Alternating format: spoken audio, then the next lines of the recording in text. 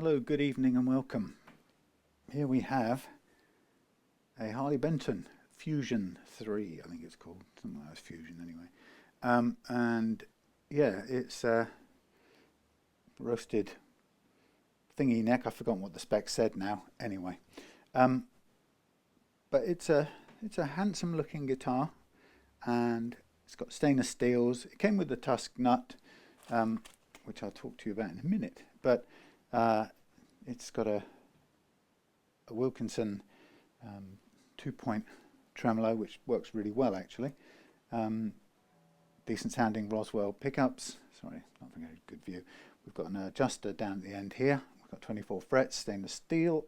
So it's a top quality Harley Benton, and actually I have to say I didn't find too much wrong with it.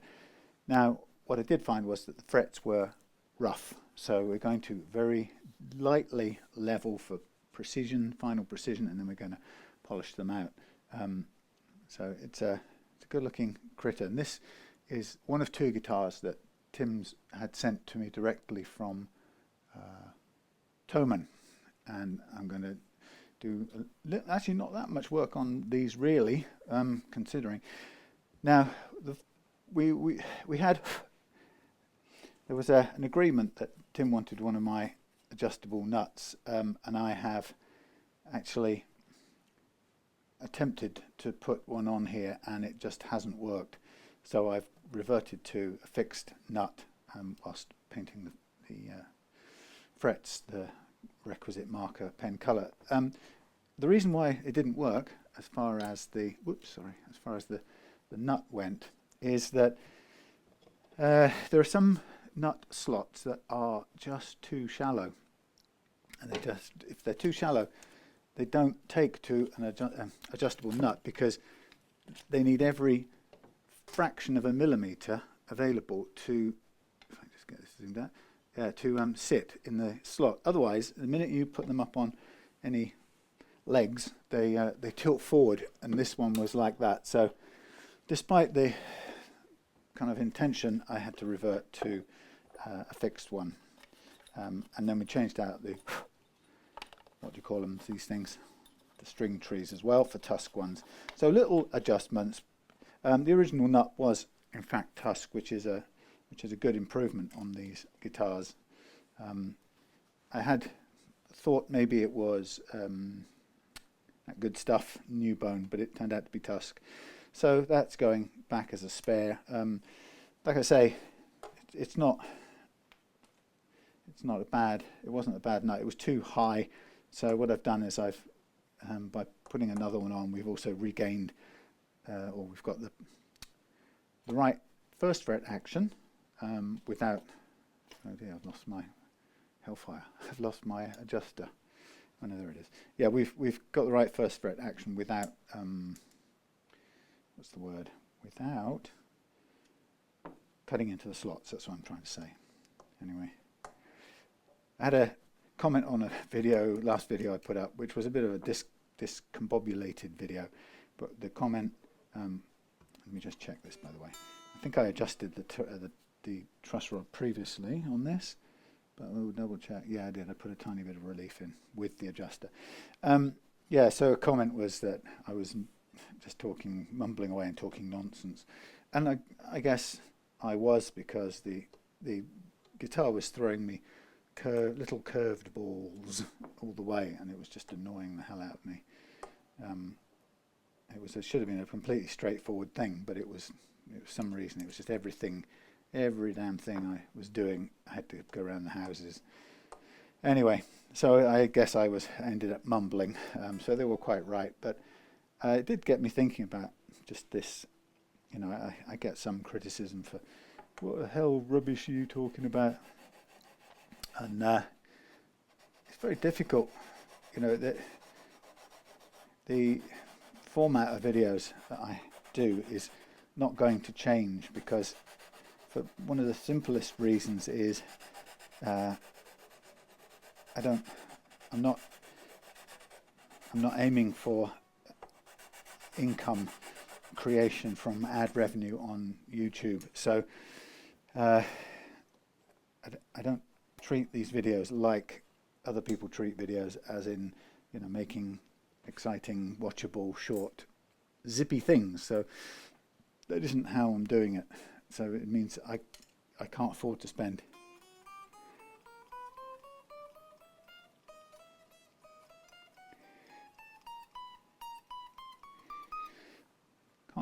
loads of time doing editing, unfortunately or fortunately, which is always it's a kind of a challenge really, because I see some people. I've been watching a guy called Jake Bro, who, American guy, ex-serviceman, used to, well, up till recently, was a YouTuber producing videos about his investments on the stock exchange and different sort of insights into doing that. And but because he's ex-military, and because he has an interesting, intelligent viewpoint on things, he got into talking about or reporting on Ukraine.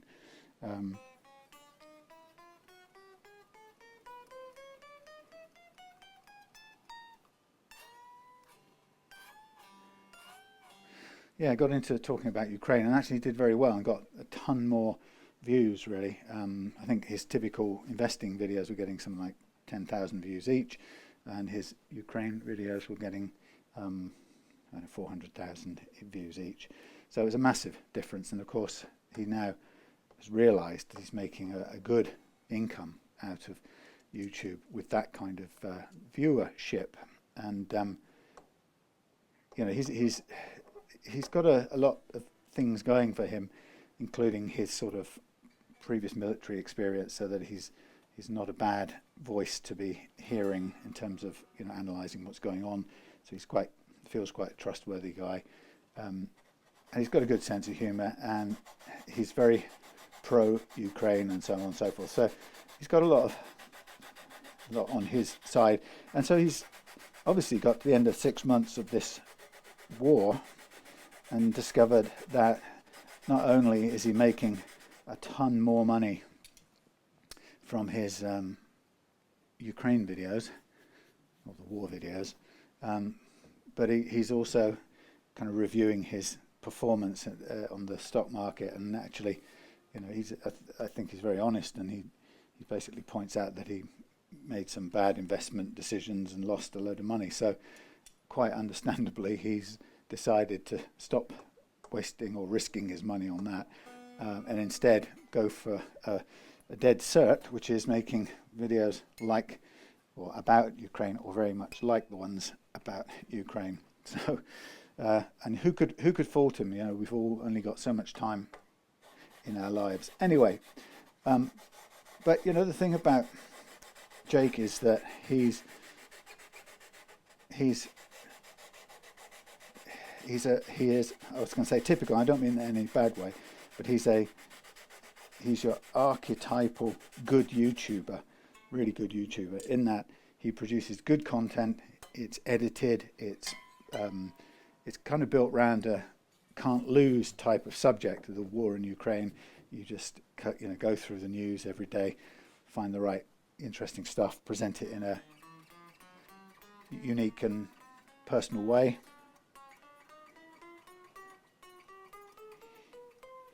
And yeah, it's great. It works really well for him. So, but I guess what he's doing, obviously, he's making his money from the ad revenue, and I don't know, he's probably got, you know, Patreon and different whatever membership levels on his channel that he makes money from, and so on. So it's all about, in his world, it's all about kind of maximizing the content and so on. And you know, the thing about that is that you have to be creating, you know, he creates a 30-minute piece every day, which is, if it's not scripted, then it's pretty well kind of planned out, so he knows exactly what he's going to speak about, by the looks of it anyway. So, you know, it's a good production, and you know, he deserves, for the time and effort gone into that, he deserves to make good money from people who like watching his content.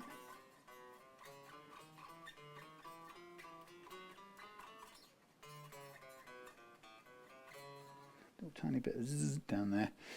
Yeah, so that's what I would call a really good, typical but good YouTuber, somebody who's using YouTube to make direct cash from Google through advertising and sponsorships and channel memberships and that kind of stuff. But I've never been that sort of person, in that for some reason I never wanted to I never wanted a YouTube channel particularly, but I saw that YouTube would be good for showing what I did, and it's in all its, what's the word, warts and all. So that was good for that. But I kind of made a decision early on, and sorry if you've heard all this before, but I did make a decision early on to not edit material, because the benefit for me was always showing a customer whose guitar I set up exactly what I'd done, and and that video then being able to give, I don't know, confidence or qualify, I suppose you could say, other potential customers who might want to send the guitars to me. So it works that way.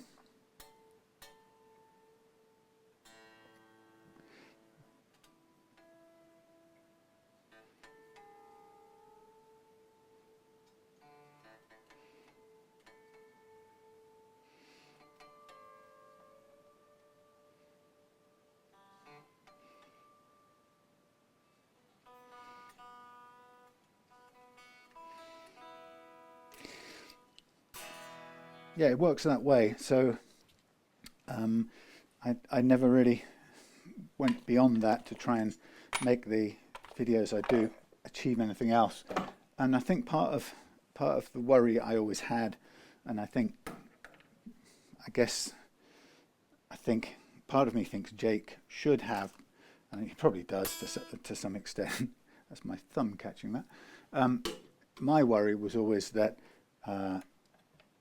YouTube was outside of my control. So if I ever sort of chased after YouTube channel income, I had no control if they decided to go out of business or change the algorithm or whatever. And so for someone like Jake, who's for people who get the right thing at the right time and produce good content about it, then it's great, because they don't really care if it's going to go out of business a year from now. They'll make $500,000 or whatever it is in the first year of doing it.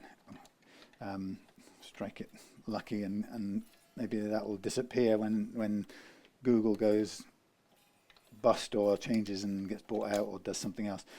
So I don't think, first of all, I wouldn't see it as a long-term strategy unless you're kind of living and breathing, watching the changes and making sure you're ahead of them, and constantly playing the sort of views game. And that, to me, that just never. There's too much ego involved in that, too much self-belief. People get lost in their own self-belief, their own greatness, and it's just I don't know. It doesn't suit me personally.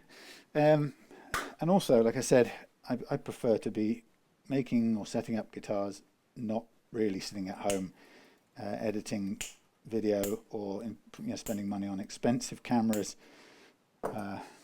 or having to do things that just don't really interest me, like endless more gaudy and outrageous unboxings or whatever, just to kind of, and guess what happened next?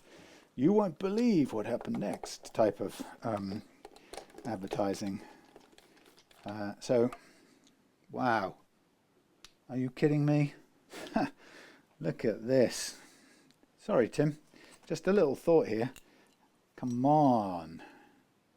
Look at this. You see what I see? Rusty. That's not good. Rusty screws. Yuckity yuck.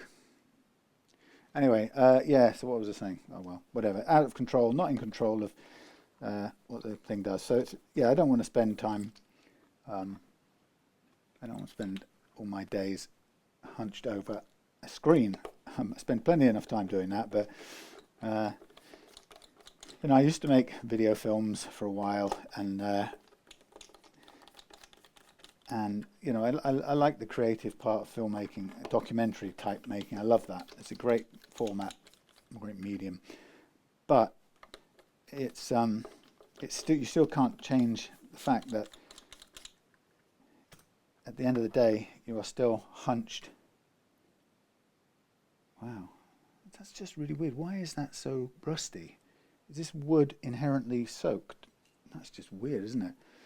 Yeah, anyway, you know, I didn't like the sort of that kind of spending the whole day doing that in front of the screen just to get a few minutes of video done.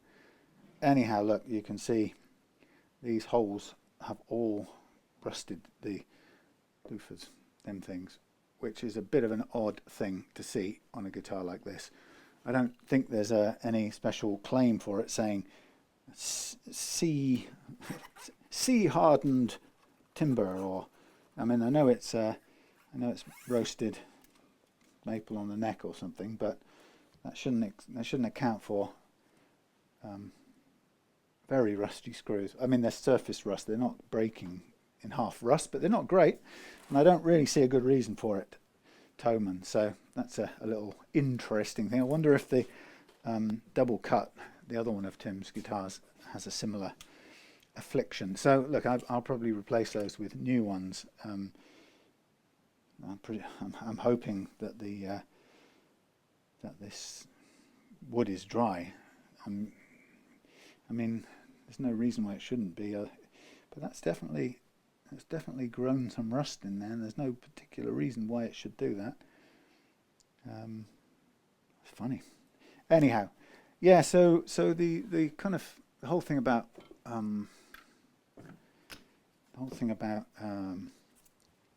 YouTube and stuff is that it's hard work.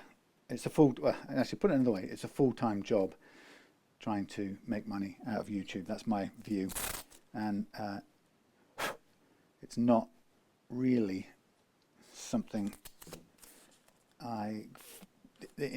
inherently interests me.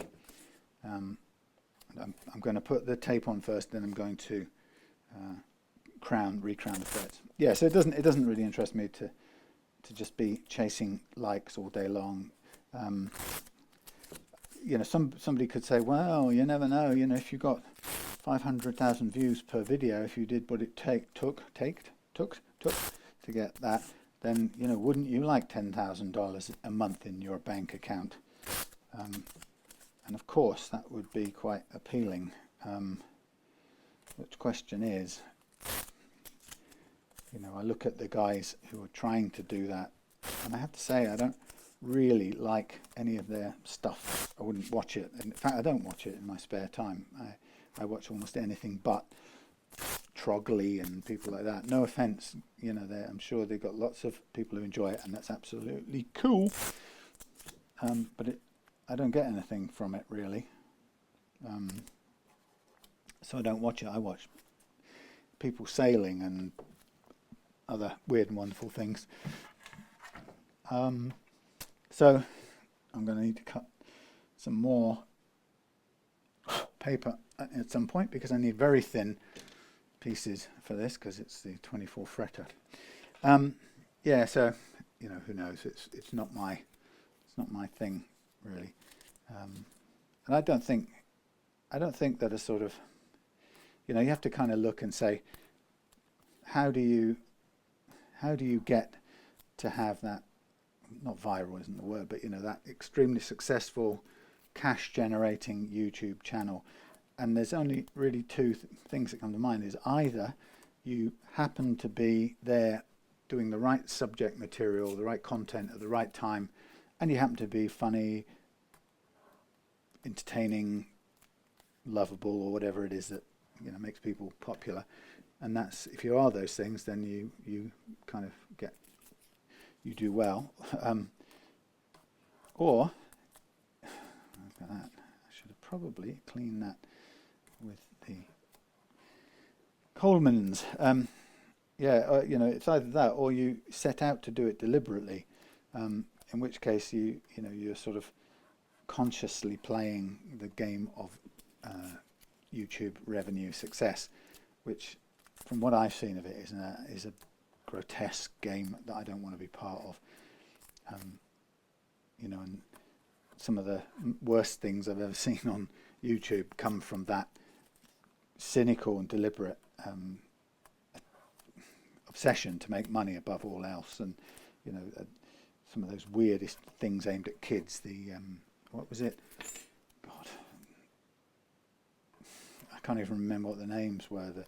The Disney character stuff where everyone was dressing up, and all these slightly inappropriate films, videos aimed at kids with pee-pees and poo-poos and really unhealthy stuff, designed knowing that people would park their children watching this brightly coloured garbage all day long. Anyway, that's not at all. It's a world I don't want to go anywhere near, thank you. So, I guess the answer is don't try and make money out of YouTube. But then it comes back to, you know, I've never spent much time, or hardly any time at all, thinking about, oh, what shall I talk about while I'm doing Tim's Harley Benton Fusion? You know, shall I cover the history of the, I don't know, brass geared tuning device? Well, I suppose I could, but I don't even know anything about that, so that would be tricky. But you know, I don't really want to go and spend a load of time kind of doing all the background stuff, because the reason I said before I don't do editing is it doesn't pay me back in any way. Well, it might do. For example, if I tried to make my videos more interesting or appealing and better edited, and you know, with cute graphics and good music or whatever, then yeah, I might get a few more people watching. But I genuinely don't believe that the small increase in ad revenue, Google revenue, would even pay for the time it takes. It wouldn't be. I don't think it would be a good use of time. Anyway, that's my take on it, which is my explanation for why I don't. But yeah, it does. It leaves me kind of some days thinking, well, you know, you can't, in this day and age, I would be much happier just letting the radio play, but of course you can't. You'll get done for copyright, or you know, I prefer to play some music, but you know, copyright makes it impossible. So you either shut up and just do what you're doing, or you talk about whatever comes into your head at the time, which is often sort of risky because you don't really plan it, and you end up saying mostly what's true that you believe, rather than things carefully planned to create the right impression. So, but you know, life's too short to be planning a sort of PR version of myself. Thank you very much. I just prefer to be in the moment, and if something comes to mind, I prefer to be able to talk about it there and then, whilst being sensitive to other people's beliefs or whatever, so on and so forth. But the thought of, I was a lecturer once, you know, and I was never the kind of lecturer who prepared lectures to the nth finished degree. I would much rather have a series of prompts, usually visual, that gave me a sort of map of where I wanted to go in the lecture, and I would rather wing it, inverted commas, using that, than to you know, have a sort of rigidly prepared what do you call them thing, PowerPoints with every single thing covered, and you know, I hated that sort of lack of flexibility. But I guess, you know, for some people that's quite challenging, or it looks slack or messy, or you know, unprepared, which isn't a good look sometimes, but anyway.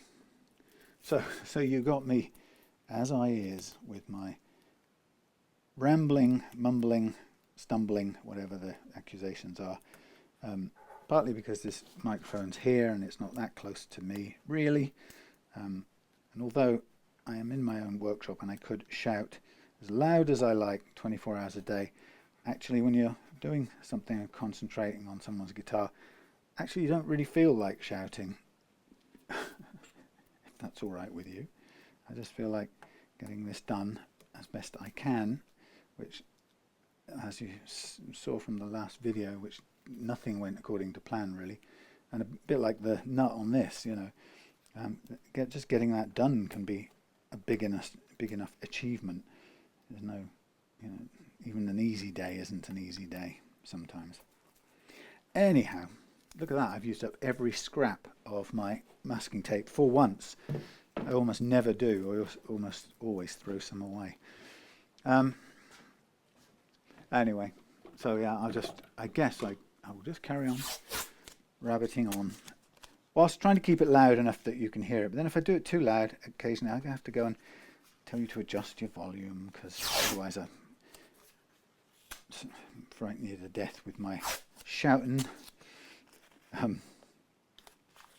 you know, I think one of the things I try not to say is, or to come across as, is any kind of expert on anything, whether it's world politics, guitars, you know, or you name it. I don't really see myself as that. So whatever I talk about is usually, in fact always, only just my view on it, and I, you know, recognise my view is just a view. It's not a better or more credible view than anyone else's, really, except the fact that I hold it because I think it has merit, and I would happily argue its merit or explain why I hold it, and you know what the opinions are, or what the thinking process is behind it. So, and that's what, as I've said before on these videos, that's what I do like other people to do, or kind of expect other people to do, and that is to, first of all, recognise that their view is not an argument. An argument is a kind of set of reasons, if you like, that underpin a view. But anyway, it's quite difficult for some folks in this day and age to, I don't know, knuckle down to that discipline. It's much easier. I know it's much more rewarding to just have a view and kind of yell it lots. But anyway, so that's what you get on the channel of this thing. And look, I've done, what, 800 of these videos or something, and to be quite honest, there's nothing happening in this video really that wasn't happening 300 videos ago. And I'm saying that not as a not to put myself down in any way, but it's just the nature of doing things that are essentially the same every time. Yes, the guitar changes, but actually the process doesn't really change.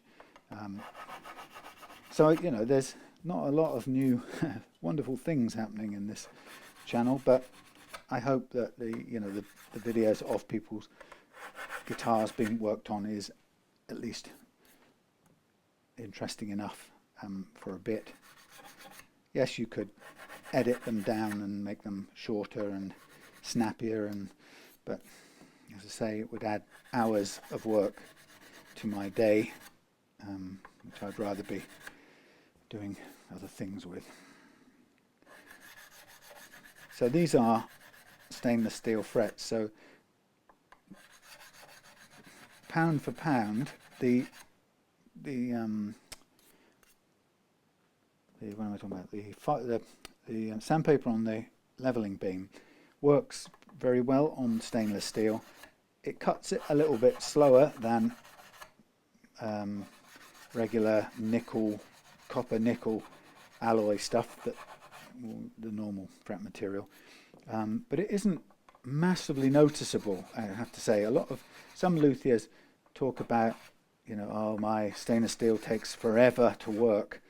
I honestly haven't found that to be the case. You have to be conscious that it will take longer to cut, a little bit longer to cut. So if you are doing leveling, don't expect it to achieve quite the same outcome that you need as quickly as it would on normal fret metal.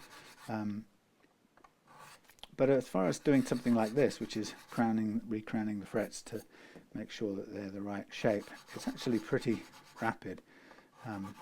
This file cuts the frets pretty well. And what I'm seeing is that the frets were generally pretty good to begin with, which is a good improvement on this guitar, and kind of should be for the premium price of this compared to other Harley Benton. Well, it's not really that premium. It's in the £250 mode range, but it is, it's more expensive than a lot of the Harley Benton budget stuff. So, expect the fret. I'd hope the frets would be better, and good for them they are. Anyway, so next part of the process is the sanding and polishing out. So I've got to cut myself a load of new bits of sandpaper for the job. So I will probably do that off camera. Well, I will say that I'll do it off camera, but this isn't going to be massively long anyway, because I've done a lot of the messing around with the nut off camera. Very difficult to get this to exactly the right height, this nut, and I'm wondering whether I still needed a tiny bit of material under the base side. Kind of in two minds about that. I might just lift that up with an extra piece of Tusq, scrap Tusq on the underside. But that's kind of stuff I was doing off camera. So what I'll do is I will polish these out. I'll do it off camera, and the reason why is I don't currently have a set of nines here. They're at home, so I'll have to bring them up anyway to finish this one. So I'll show the restringing when I've gone home and got the nines. Don't know why they're there for some reason, but they are. I thought I brought them back up. Anyway, so so the key issue about this was getting the first fret action right, which it wasn't before. Dialing a little bit of relief into the neck because it was backbowed, slightly backbowed before.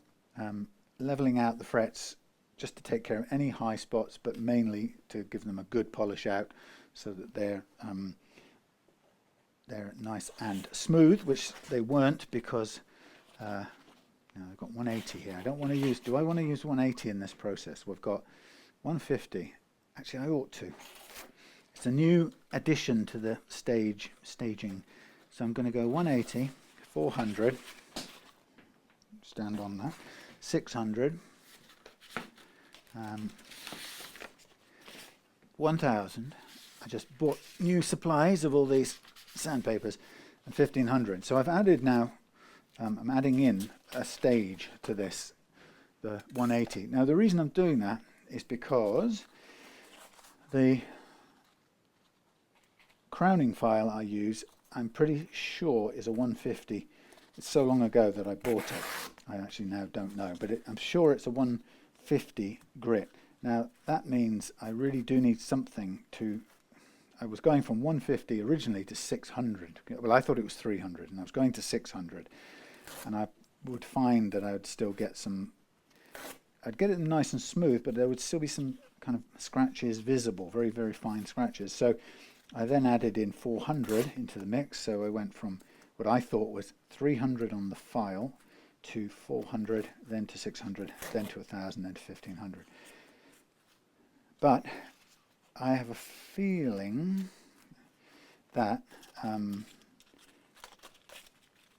in fact the crowning file might in fact be the 150 grit one, because I think there were two strengths, the 150 grit and the 300 grit. Obviously the 300 grit being finer will take longer, and obviously the 150 grit is for those who are confident in what they're doing and aren't going to accidentally over crown the frets. So I think mine was a 150. So what I've got now is 180, which is just up from the 150. Because the whole game about this is you've got to get rid of the last scratches or the last level of scratches you put into a surface. So if I'm right, and that's a 150 grit file, then on the top of the frets we've got 150 grit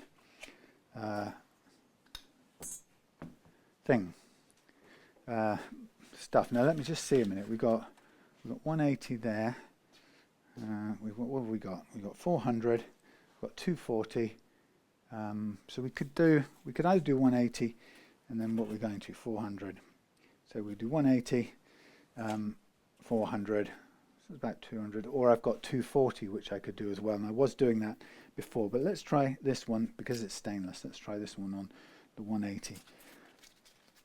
So I get my block and I get my, what you call it, micro mesh, which is starting to wear out already. They don't have the long life that the old style ones used to have. They're also tiny. I have to cut them in half to make them economical. So 180, and I'm going to literally just do this with my hand. Some people say, why are you doing this like that? And I just like to feel it personally, and I like to watch to see that I'm taking out any or all of the scratches on top,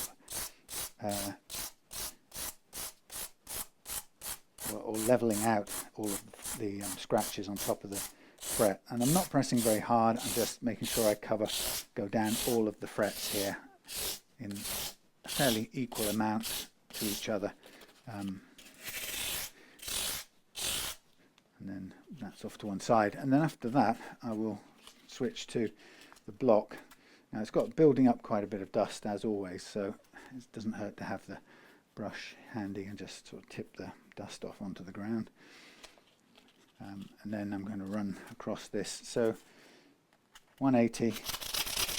I don't want to stay too long, I don't want to wear it down too much.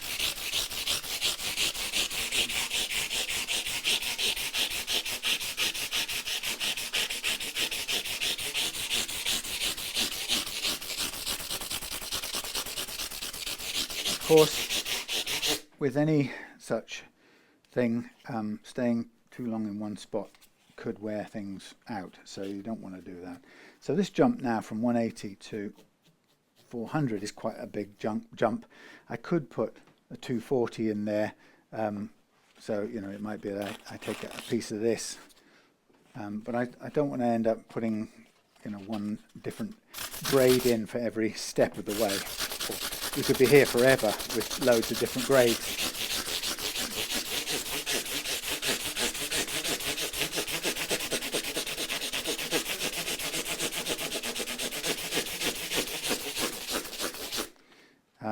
And it's, obviously you want to get the best outcome you can get without spending, doing every single 100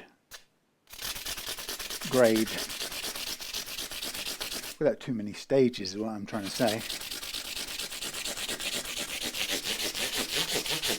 So this is the first of the 400s.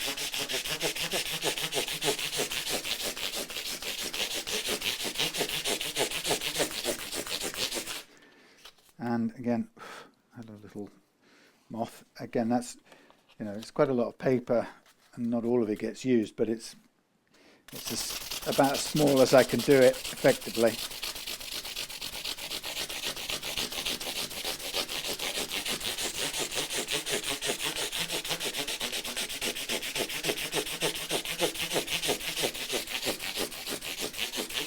On older guitars, these first few grades of paper are very good for when you've had to leave tiny little wear grooves in the frets. Sometimes you don't want to keep going and waste fret metal particularly to get them all out, but you can stop at a certain point and then those early grades are good for taking the last little bits of wear away.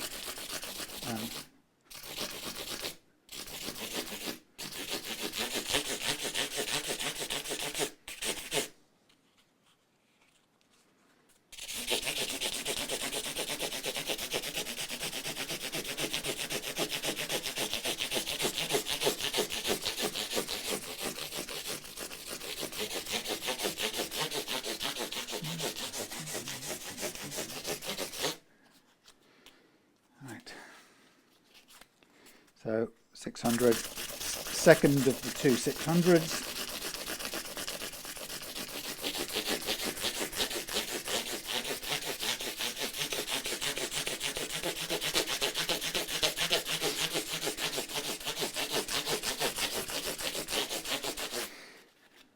When I was a kid, my mum, who I hadn't grown up with, but I sort of met again when I was teenager-ish, she went to live in Florida, and it was a long old story, but I think it was her partner, boyfriend from a long time ago in Trinidad, lived in Florida, so she kind of got back together with him and moved out there. But in the period leading up to her moving out there, we would visit a few times, and then I also went out and stayed with them a few times as well. So I did quite a few trips backwards and forwards to Florida, and as a kid, teenager, I really loved it, because I think there was an amazing difference. I was living in Cardiff, I think, at the time, and actually in 1982-ish, Cardiff and that area, in fact a lot of Britain, was quite depressed and down at heel, really.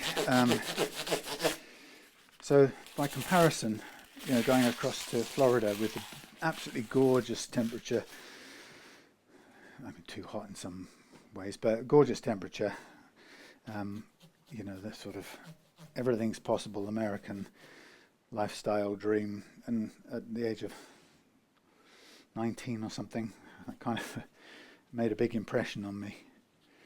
And I remember going out, and my mum's place was in Daytona Beach, or just north of Daytona Beach, and so somehow I always seemed to arrive there around about spring break time, which of course in England, Britain was no big thing. You didn't know what it was, but when you're in the States, it turned out to be an absolutely kind of massive party. It was then, still is. So this slightly sort of self-conscious, shy 19-year-old found himself in the middle of this seething mass of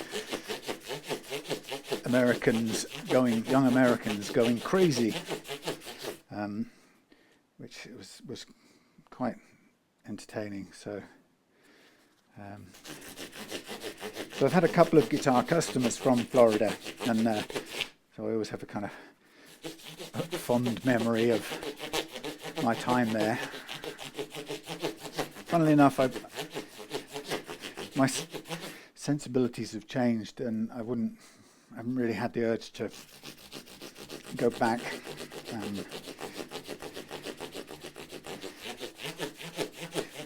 You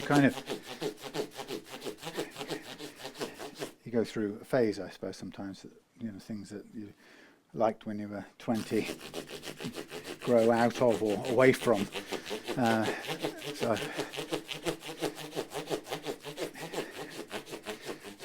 the nearest I get to Florida these days is watching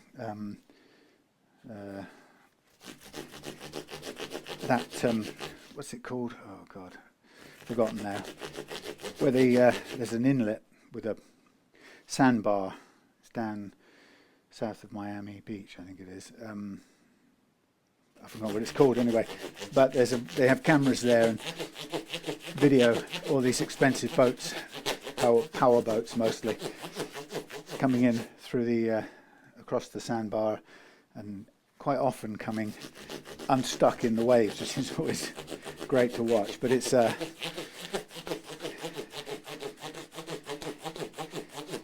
bit of a glitzy culture, superficial culture that I wouldn't want to be part of. I'd much rather be in a sailing marina. But anyway, yeah. But what's it called, that place? Ah, God, it's something inlet, isn't it? I know, Tim will know. So, but I do remember my first times in Miami, Miami and further up north in Daytona, and I couldn't get over how lovely it was, temperature-wise, at sort of 9 o'clock in the morning. You know, having come over from gloomy Thatcherite England, it seemed like a bright and very enjoyable way to live. But of course, it wasn't massively realistic, because I wasn't, holding down a regular job and just doing 9 to 5 things that everybody else does. So it was a bit like a extended vacation with some holiday work thrown in, which is always a bit unrealistic. But yeah, they can remember, you arrive from wintry Britain and go out on the balcony of the apartment and take in that lovely warm air, and you sort of think, why can't everybody live like this? I'm still a bit like that today. I'm definitely a spring and summer type of person, but try not to be, because I don't like the idea of giving my power, inverted commas, away to the weather. It's a bit pointless, kind of getting upset every time it gets cold and rainy in Britain, because A, it's Britain, B, it's winter, and C, it's going to be cold and rainy. And in many ways, that's as beautiful as any other season.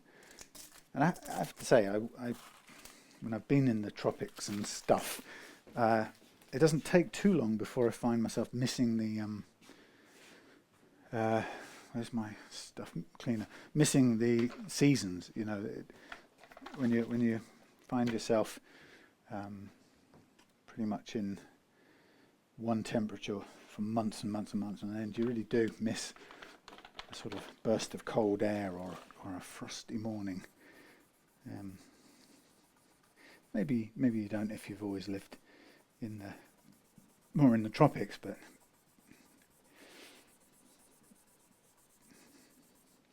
so I'm just using this stuff to clean up the dust and also take off any of the pen that's still it could be still on the side of the fret, so that's always good. Now, I don't know what the recommendation is with roasted maple for oiling or not oiling. It's a very uniform surface, so I will do a bit of online looking before I put the strings on. So I'll avoid putting any oil on it just now, but we'll have a little explore. Yes, it's a slight shame about the not being able to use the adjustable nut, and it is occasionally, some modern guitars for some reason tend to have or can have very, very shallow nut slots, leaving it not enough for the nut to sit comfortably in, and as I say, the danger is that it tilts forward, and the one I did tilted forward too much for my liking, and I don't, a deeper slot would prevent that, because you'd have more of the nut in the slot, and then you kind of, you're just raising it up enough to get the playing action you want. So I just have to accept that some Strat style guitars don't really suit it unless we were to deepen the slot. But I don't ever really want to be doing that on a guitar like this. I'd much prefer people can just revert backwards quite easily to what they had fitted before if they want to. So, okay, so I'm going to leave the back panel off for now. I'm going to hang this up and we'll just pause it for the time being until I get the 9s, bring them up from home. Got to get some more ordered as well. And tomorrow night I'll be having David coming up, we're playing together at his wedding at the end of this month, and so he wants to practice a couple of the songs that he's not so sure of. Okay, well, there we have it. Let me just wipe this little bit of grime off here.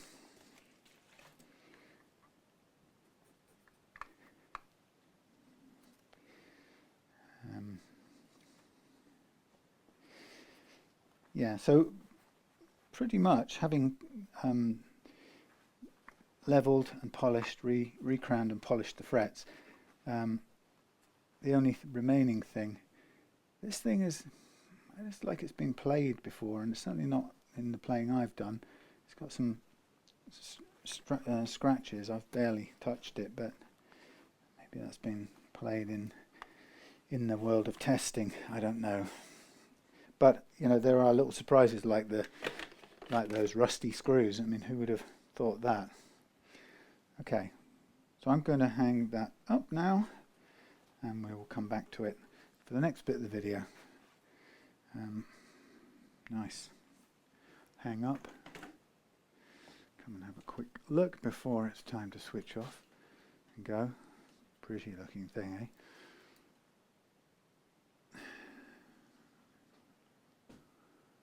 Kind of splodgy looking grain. And the shiny, very metallic metal foil decals under a very, very thick layer of finish. You can see there. Right, that's it for now. See you soon. So back again, and we've got the Fusion ready to get strung up. You may notice that I've gone back to the white hardware here, no, the white things, because this is a 12-inch radius nut, and either which way with this guitar I was going to have to cut the slots myself. So I sort of went back in time and thought, look, let's start with a 12-inch blank and let's make it work properly, and that's what I did. So that's done. I may have to do a tiny adjustment now as I put the strings on, so I'm just going to get these loaded up.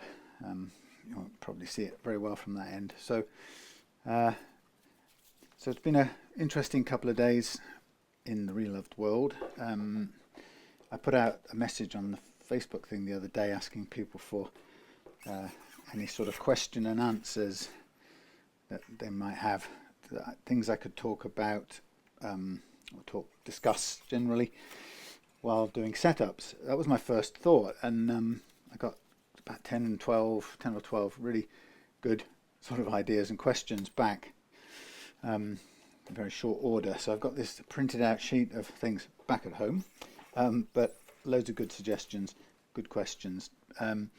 But the thing, I held back from doing it just yet because I thought, I wasn't sure. Suddenly, my original plan was to sort of just go through them one by one as I'm doing a setup. But I thought maybe that's not doing it justice. So I guess people do, I mean, they tend to do live QAs, don't they? Things like that. I'm not sure that's such a good idea, and I don't think I've got bandwidth for that up here anyway. It doesn't have to be done up here, but it feels kind of better if it was done at the workshop. It feels more like Reloved Guitars, really, than just sitting at home. Anyway, oops. So I've got those questions. I'm very grateful for them, and I'm currently just thinking about how I would best use them. And I think it would, because of the live signal strength thing, I think I'd probably far better off just inverted commas do a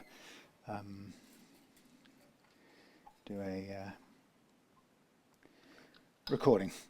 And then the question is, do I just sort of dedicate a video to it on its own? Now you see here with these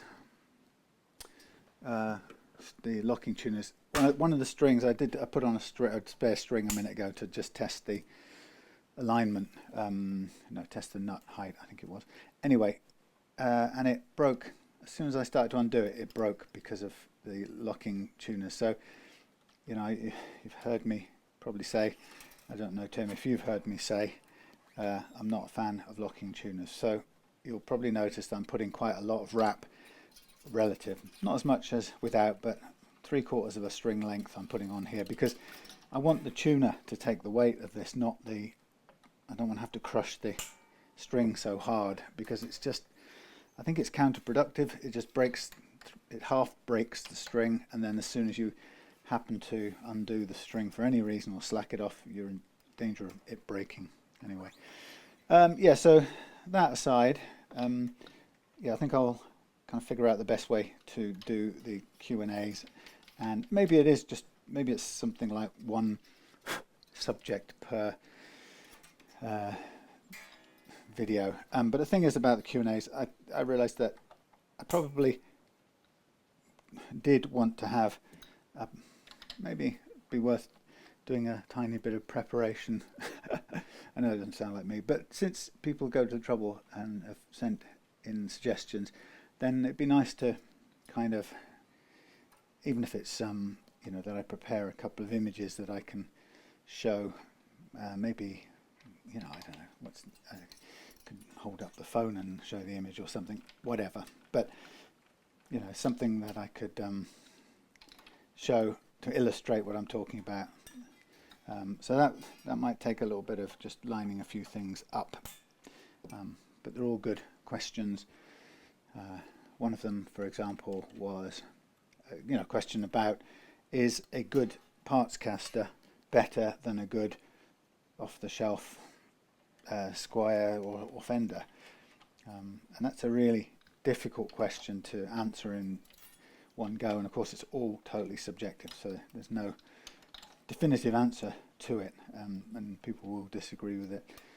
If I think it's one thing, somebody else is almost certainly going to think it's another, but a good question nonetheless, because it always makes me think about it from a guitar tech point of view, where people come and ask me to do certain things which ultimately end up costing more than if they'd just gone, in inverted commas, and bought themselves a Squire or something with a brand on it.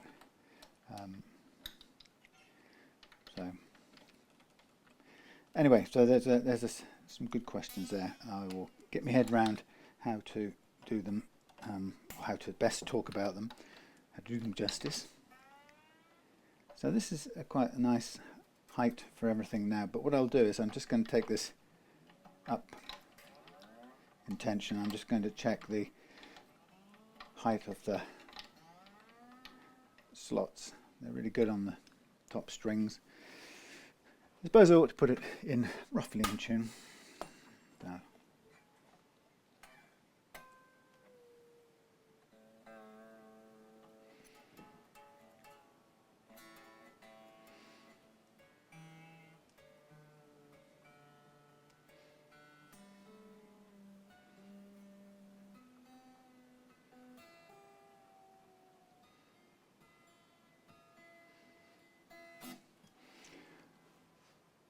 Okay, so where we're at, let's just do a check.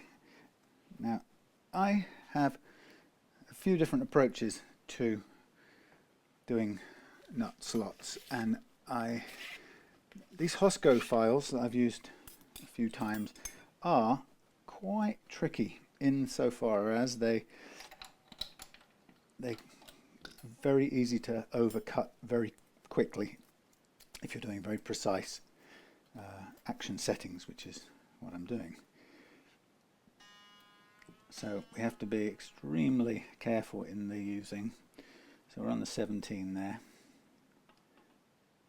They are good little things, but it goes much quicker than you think until it doesn't, and then it seems to take forever. But you've got to just be patient. And of course with this, it leaves a very nice shaped slot, but it's you're also limited into the angle you can tilt it at because of the material behind the nut. So this is now not yet where I want it, so I'm to work it a bit, and this is probably quite boring to watch, especially if I go overcut it and I go and absolutely crazy and pull my hair out. So as I say, the key thing is watching out for the this edge, the edge of the wood here. Sometimes if you have to get it to there, you have to clip the back edge. There's sometimes no way to avoid it. What I have used in the past, which is I find more reliable actually and easier to control, is this type of V-notch file. And providing the nut is quite, you reduce the excess over the top of the nut, everything above the string, if you like. Providing you get rid of that, then it makes a very tidy and effective slot, and it's the right shape too, because it's a kind of a notch. But you know, as you can see, I'll get there slowly. That's very almost there. I think I'll stop there. Now we'll go into the next one.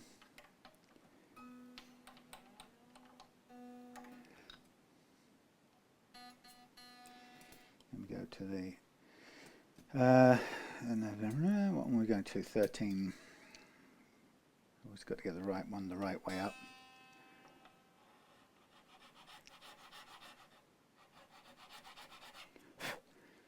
So less, whoops, wrong string, less rather than more with this, these particular files. They are the best ones I've come across. This is almost there, so I've got to be very careful. 13. Again, watching the edge, make sure I don't clip the back edge of the wood.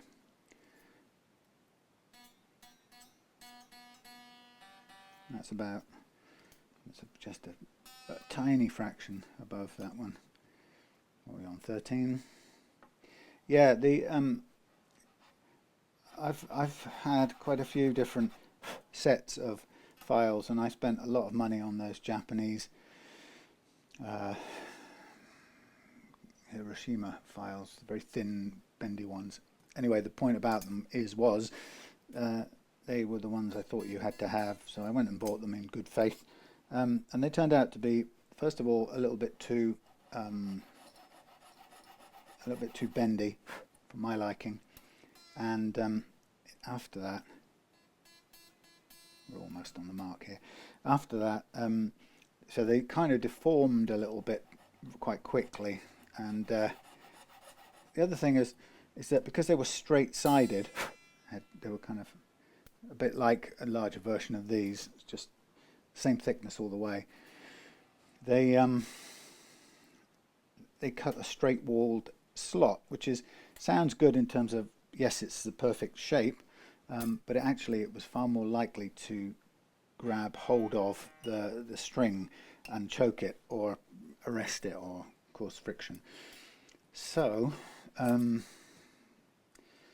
I stopped using those, and I went to that kind of file there, which I found much easier to work, far more dependable, and it made I kind of had worked out by that time that a notch was a better shape, because it, by definition, it opened up immediately above the string. Instead of gripping the string, it went like that, so anything above the string was flaring, if you get what I mean. That's pretty good, actually, nearly there. So that was my choice to use that, mainly for that reason. It was create what I consider to be the right shape of nut for the least amount of friction. Sorry, not the right shape of a slot for the least amount of friction, and it also was easier to work with. Then I got hold of these Hosco files, and JT had a set which he sold me, and oh, we need the 36, there it is.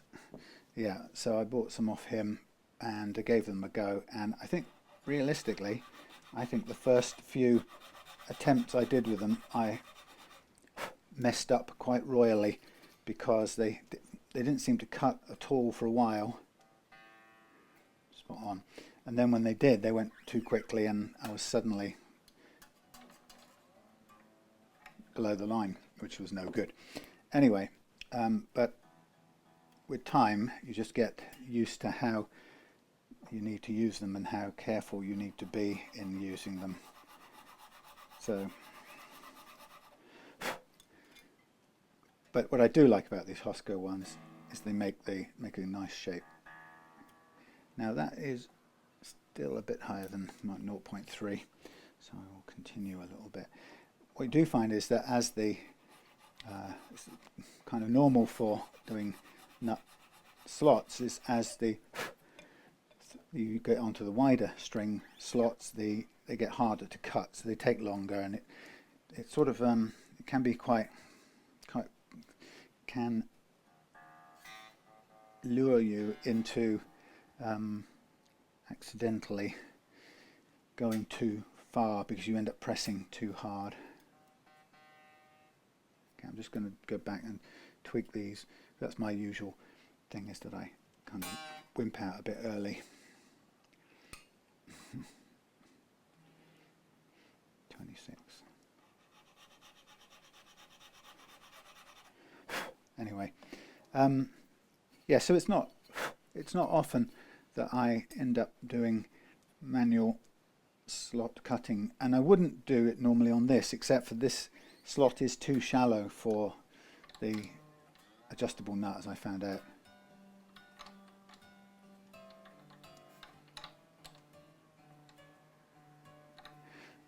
Hence doing it this way.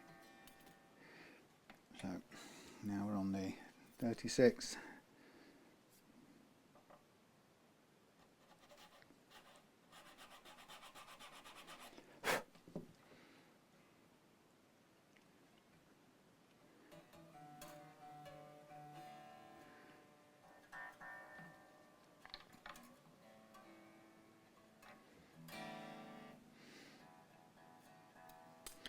Yeah, so as you can see, nut slot cutting takes a long time, and you just have to be patient.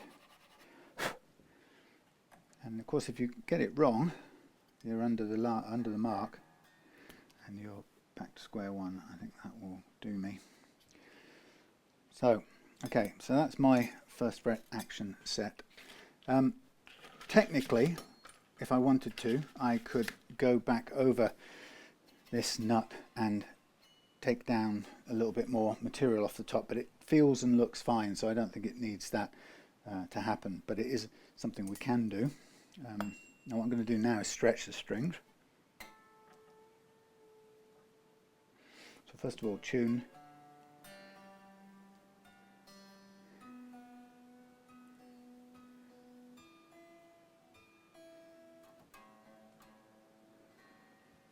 Throw away these offcuts. I did a bit of looking at the issue of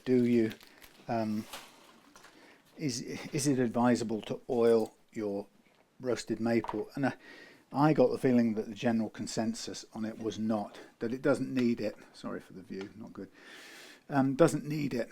So on a nice new guitar like this, I wouldn't really want to put a load of extra stuff on it. It looks nice, it feels nice and clean. It just depends. I've just, for example, I've just been asked by another customer to gloss spray his Telecaster fingerboard because it was a sort of almost matte, probably hardly any finish on it at all, if any, and he just didn't like it. It felt too dry and not guitar-like for him. So I sprayed that with gloss just now, and it's in the other room. Put the last coats on just a little earlier. So, Jesus, I hate, this has done it again. It's the locking nut tuner, locking tuner. I can't stand it. That's you can't lock these without breaking or damaging the strings. You don't get a chance to stretch them. That's why I hate them, because you need to stretch your strings. And if you've already half broken the strings, this is the second guitar in a row now. Luckily, I've got a set of spare 9s, but you know, it's not good. And that's the downside of these locking tuners. Even though I've put some extra wraps on them, they still gave up the ghost. So that's just, so it'll no doubt try and do similar again, but it, you know, it's critical that you stretch the strings out, and if you can't do it because they're already part crimped, and you know, it's not a technique problem, it's a technology problem. If you think about the fact that, I've said this a million times, but the only way that string is held in place is by virtue of one piece of metal crushing into another one, and to be honest, it's a destructive system, you know, and it just doesn't really, it's not good. So I've put on more wrapping on here because I want this thing to hold in place without snapping while I stretch it, so that it stays in tune.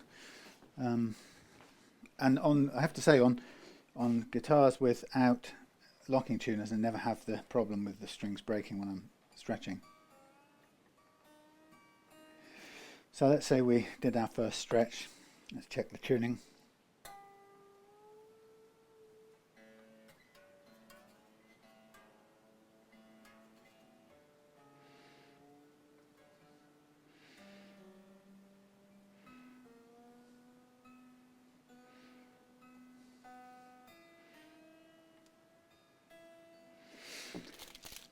So we'll stretch again, and then after this, once this is stretched out, we'll check the intonation on this. One of the things that I quite often discuss is the fact that intonation is a subjective thing. There isn't an exact definitive thing called intonation, because it depends on how you fret notes for a start, or there's a variable in there which is how you fret your notes, and that affects the way the note plays in tune or sharp or flat. Well, no, never flat, but whether or not it's true or in tune. So because that variable's in there, it makes it sort of impossible to set it as a definitive thing. I don't think not everybody understands that.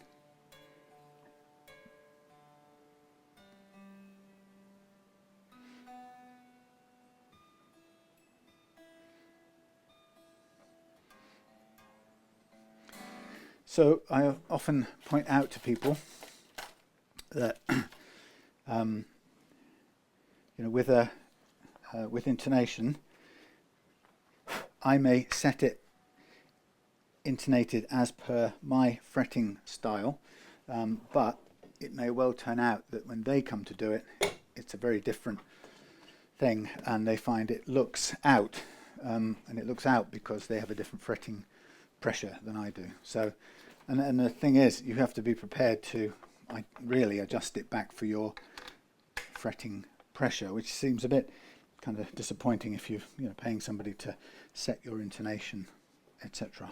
for you. But you know, those completely subjective things are impossible for a guitar tech to do. All I can do is get as close as I can.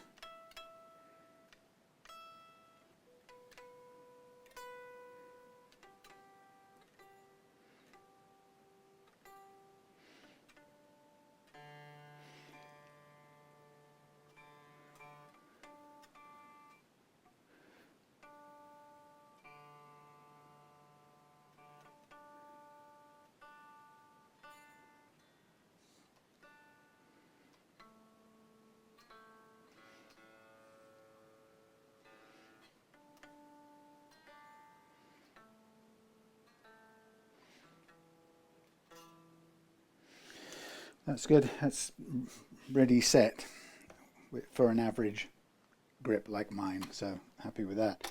Okay, so one thing I'm now going to do is just to put back on the cover on the back and fit some non-rusty screws to it. Make sure we've got a nice set of them there. Excuse me.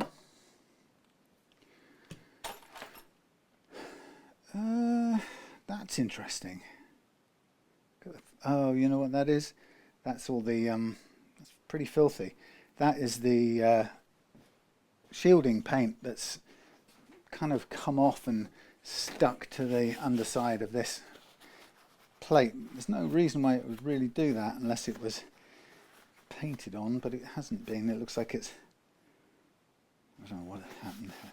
I'm sure it hasn't been deliberately painted. It's sort of either bounced off or rubbed off, but then I get filthy hands out of it again. Right, so some fresh screws. So this is this one done. A few little detours along the way, particularly with the nut. So some fresh screws in here.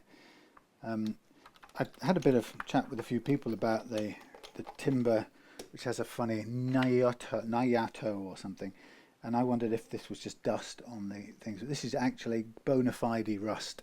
So why it's wet in that wood, or it was wet in there, who knows, but I've put new screws in. I mean, presuming it's dried out now because it doesn't feel wet in any way, but it's obviously had some impact on the screws that have been sitting there for quite some time since manufacture.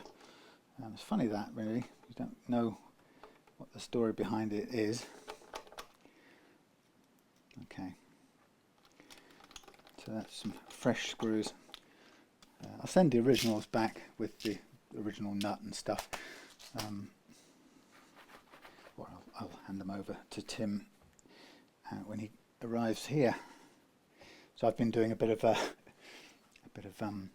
travel agent work ready for when he gets here, so telling him the things that I would recommend seeing in our part of the world, and there are plenty down this neck of the woods. And one of the ones that Tim and his wife were keen to find out about was the Eden Project, and certainly I think they're both keen gardeners, so it's a brilliant place to visit. I haven't been there for a year or two, but have been there many times since it started, and it was a very impressive dream come true, but, well, you know, a vision made real. You know, it's a great learning resource and stuff, but it's funny how its founder, in one part of society, or when he did it, was heralded as a visionary, but since then he seems to have fallen out with the Cornish people to quite some extent. Something to do with various different new planning permissions, I think. But anyway, he's not popular anymore. That, by the way, is the bar for adjusting your truss rod adjuster down by the pickups. So I'll put it in there because it's broken its original container. And I'll put that in there, even though it's got a hole in it. Yeah, well, I won't put that in there. It's a waste of time. I think that probably just needs to be taped on. So there we go. That's the Harley Benton Fusion. And I shall put that in here. Which is which? That's the Fusion. Yep. That goes in the top of there, waiting to come out. And the next one is here. Could probably just carry straight on. But I ought to stop and start again. Right, see you in a minute.